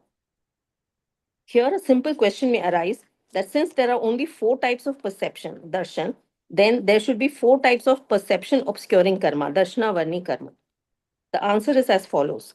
Although Nidra and the others are generally considered as ordinary obscuring karmas, avaran karma, still in the case of worldly being, the first activity of the soul is general perception, darshana upyog. Since Nidra and other karmas obstruct this initial perceptual activity, they are classified among the subdivisions of perception obscuring karma, Darshana karma. Thus, the 9 subdivisions of Darshana karma are established. Hence, this is the explanation of the 9 types of Darshana karma. So the 5 Nidra, this we will discuss. Rest all is okay. We have studied earlier also. So Nidra. So general sleep that we get, because of fatigue and to give the body a rest is the simple Nidra that we all have. Then there are some persons who have go to deep sleep. The karma whose rise causes such deep sleep that even opening the eyes become impossible. Certain times we also do have some, if you are very, very tired and you have not slept for 2-3 days, very busy with some events or whatever it may be. So then this kind of sleep is also induced. Deep sleep, perception, obscuring karma. 7th one is the prachala, drowsiness. The karma whose rise causes sleeping while sitting. So we have this local trains in Mumbai. So even if you don't get the seat, people stand and then they sleep, So this kind of sleeps are called prachla. The karma whose rise causes sleepiness while sitting due to exhaustion and fatigue. Then prachla. The karma whose rise results in an intensified state of drowsiness is called this intense drowsiness perception obscuring karma. And the last one, very dangerous, Dhyan Griddhi. The karma whose rise causes a living being to, while still asleep, get up, perform actions beyond their conscious control or strength, and The next day they don't remember also they have done this, such things. है ना? These are called Styan Griddhi Darshnya Varniya Karma. In a many years ago, I read in a newspaper there was some murder happened, and that happened in this state of deep consciousness, and that other person is not remembering anything, and so this kind of sleeps do happen to some people. And why this has been all included? Because when you are into any of these 5 sleeps, it obstructs your initial perception. Okay. And because of these 5 sleep have been considered under the perception obscuring karma. Okay. So these are the 9 subdivisions of Darshnavarniya karma that we have discussed. Now we move on to, so we have discussed Jnanavarniya, Darshnavarniya, and now Vedaniya, Moniya, and Ayu. These 3 coming together. So first we will see the Vedaniya. All these names are given here, but it's again a repetition. So we will go into the their descriptions only, which is on page number 111. We start from Sata Vedniya and Asata Vedniya. Yeah, from here. Soumya.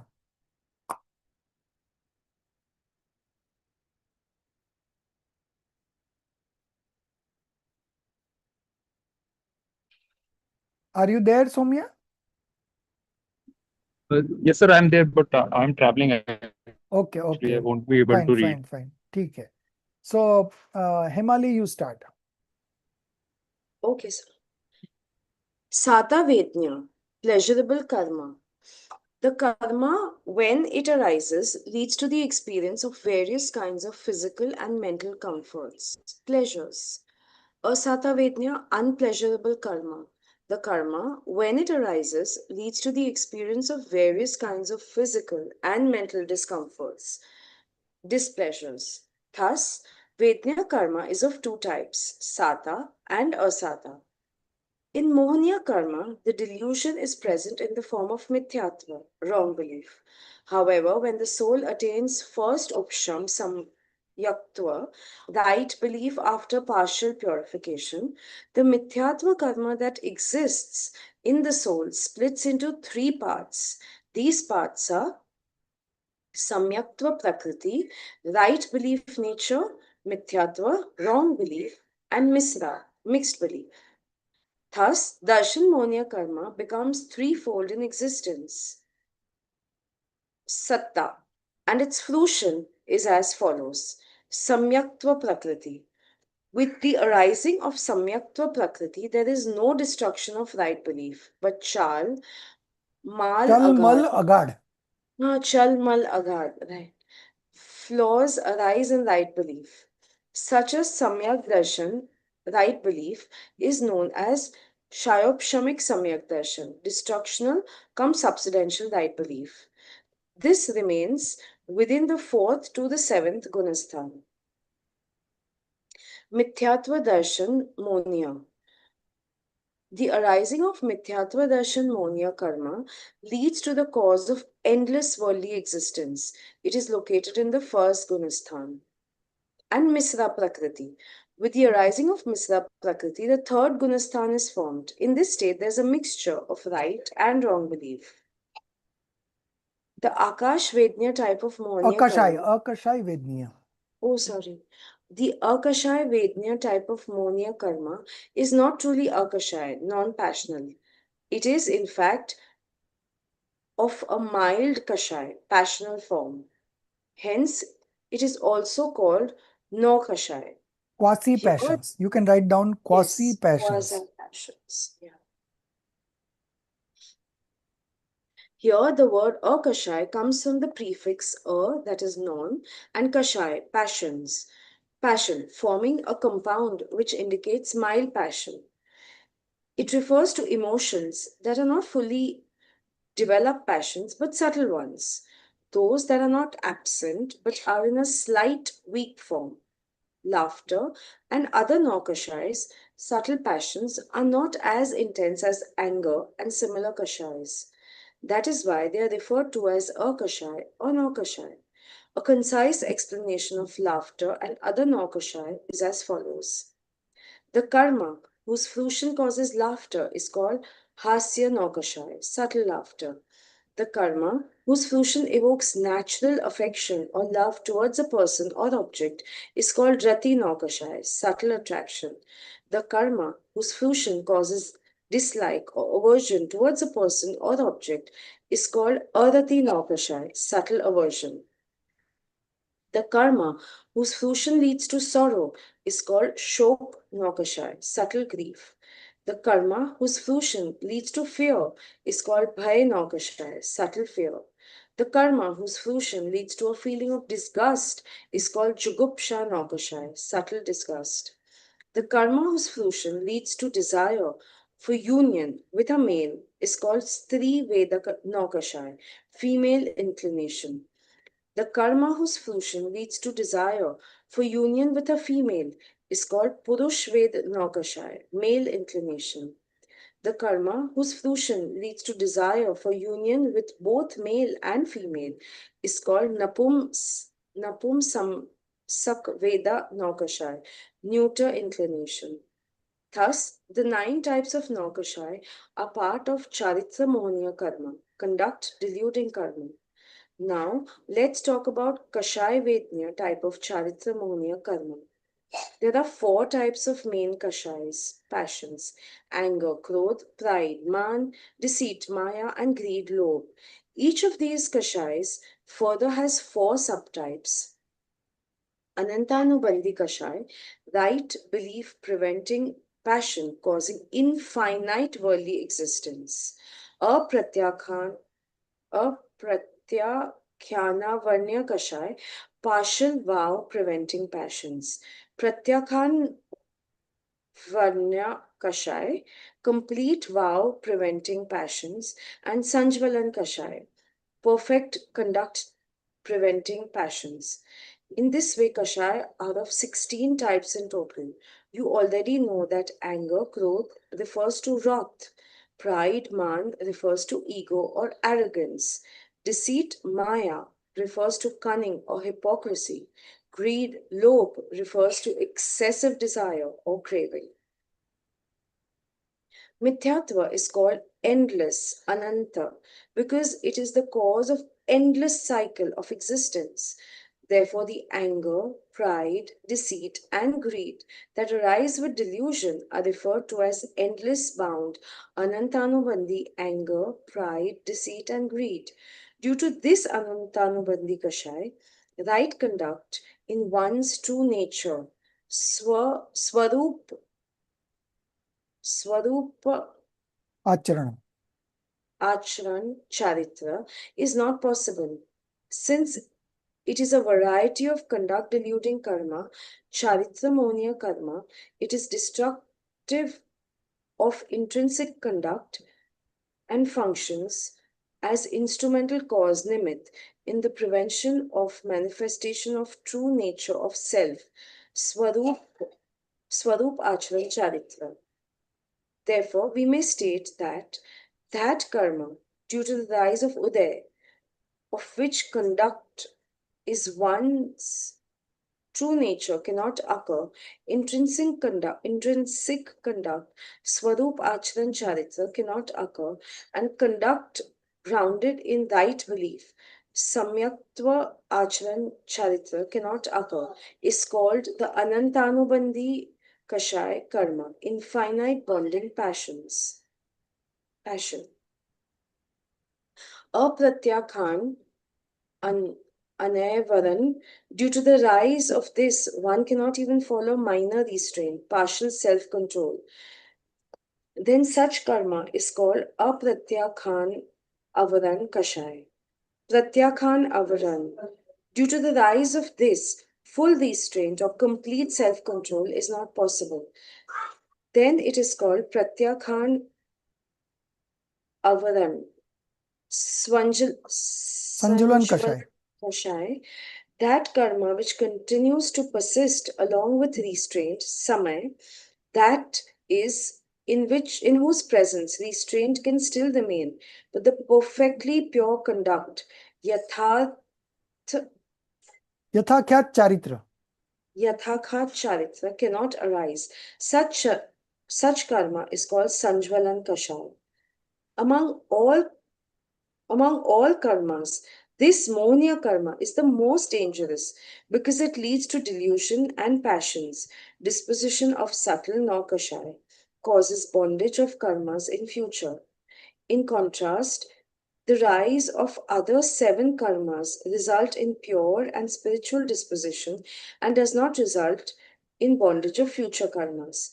Even in monia karma, it is the mithyatva and the anantanubandhi kashai that are primarily responsible for infinite transmigration in the world. This point is very serious and worth reflecting on.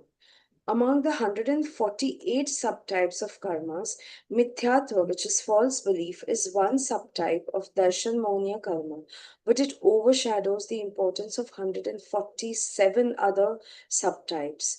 When mithyatva is destroyed, the rest begin to destroy too. The rest begin to be destroyed too. It is like reaching the shore of the ocean after a long journey close to liberation. Without the destruction of mithyatva, no other karma can be completely destroyed. That is why. Stop. So let me discuss this. So among the this all we discussed, samyaktva, prakriti, samyatyatva, the 3 parts happening of the mithyatva, okay? Out of which one part is mithyatva, other is the mixture of samyaktva and mithyatva, and the samyaktva prakriti. So when there is a rise of samyaktva prakriti, you get is destructional cum subsidential right belief, shayapshamik samyak darshan, and that shayapshamik darshan lasts from 4th stage to 7th stage, okay? So when you go into the 8th stage, either it is the opshamik or shaik.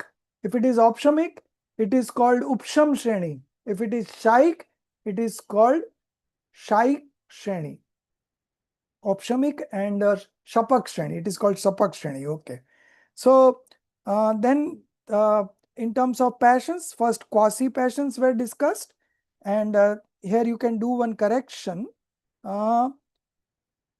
Number 2 and number 3, it would be subtle like and subtle dislike, not attachment and aversion, because attachment is rag and aversion is dvesh. So that doesn't mean here. So the good word would be like and dislike. Okay, that much you can do the corrections. Then the 4 types of passions, 4 quadruplet of passions. Anantanubandhi Kashai, very good name is given here. Right belief preventing passion causing infinite worldly existence. Okay, Anantanubandhi Kashai. So what it does? So if the Anantanubandhi Kashai is there, one thing is that sure that you will not manifest right belief. So it is called right belief preventing passion, causing infinite worldly existence. Anantanubandhi, Anant Bandh ka Karan. So causing infinite worldly existence.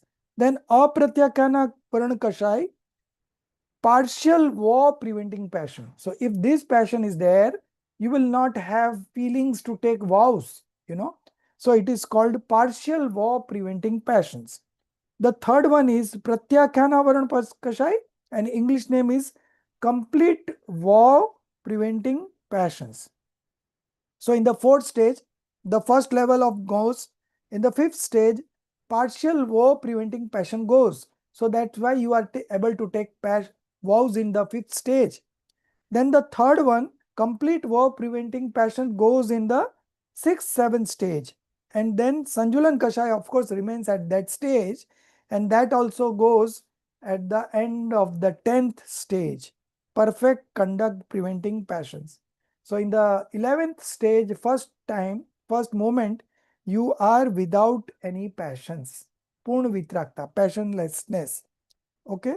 So in this way, 16 types of kashais have been explained. Okay. Then we saw the same descriptions. So this is all what we have covered. Now our time is over, but I would like to finish this one so that in the next class we start from types of physics determining karma. So I am reading this. This is a very this is taken from a hymn of Sid Chakra Vidhan. Okay, what it means in the next page. O Bhagwan, with the sword in the form of Karana Labdhi, you first struck the warrior named false belief. So first the belief, false belief has to go. Okay. Having slain it, you then breached the strong fortress formed of inverted understanding, Vipriya Buddhi, and attained the firm and unbreakable ground in the form of right belief, Samyak Darshan.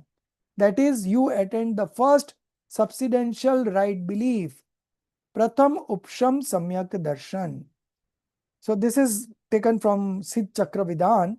In this manner, the commencement of dharma begins with the destruction of false belief, mithyatva.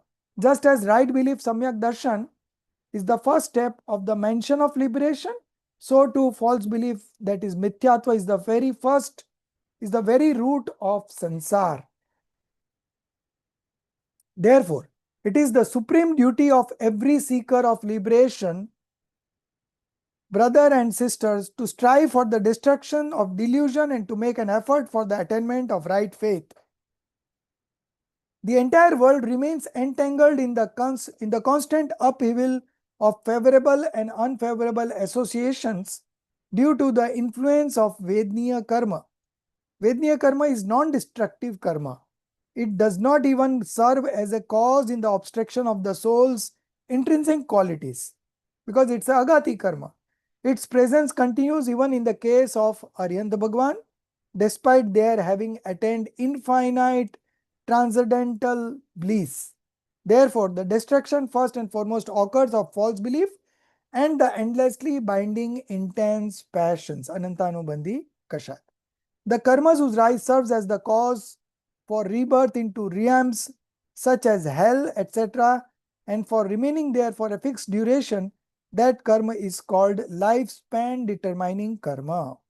Now these are 4 types. Okay, the specific form of ayu karma whose rise results in the birth into hell is hellish lifespan. The karma whose rise causes one to be born into subhuman state is called subhuman lifespan karma. Then the karma whose rise causes one to be born in the human realm is human lifespan karma, and the karma whose rise causes one to go to celestial realm and remaining there according to the duration bound of the lifespan is called celestial lifespan karma. Human, celestial and subhuman, these 3 ayu karma are considered auspicious, while hellish lifespan is considered inauspicious, because in hell the soul desires death, but in other 3 destinies the jiva in any condition does not desire to die. Okay, even if you attack a small ant, he will try to escape, because he doesn't want to die. Okay, but in hell the level of suffering is so high that everyone wants to end their life, but their life never ends until and unless they go through the fruition of all those karmas that they have bound in the past. Okay, so this is the discussion ended. Now we will going to discuss types of physics determining karma. I am going to share the charts. This will be easier if you refer to the charts. So next class we will be doing that, and that will be the last class of Tattvat Sutra, and then we will move further. Then we have, I think, Ashtapahud. Okay, so that is again written by Kunkund Acharya. It's a summary of Ashtapahud. That also I have sent the printout. Okay, that also I've sent the printout to all, but I'll be sharing the PDF also in the class next week, so that those who are abroad, they can just refer or they can take a printout. Okay, so very small descriptions of Ashtapahud in just a summary, and then we have Samet Seeker. Okay, so that also I will send the PDF. It's a self-study, but nevertheless we will be discussing it in the class. Very small type of book showing the importance of Samet Sikharji. Okay, so that's how we will come to the end of the 5th sem. Okay, So time is just flying by. Just now we started and it is almost 2.5 years over. Okay. Anyways, so we'll meet up next week and we complete the Tattvad Sutra part. निज निधि निज में बताई यह अनंत उपकार है, उसके लिए जिन वाणी माँ को वंदना 7 बार है, उसके लिए जिन वाणी माँ को वंदना 7 बार है। 9 times नमोकार मंत्र।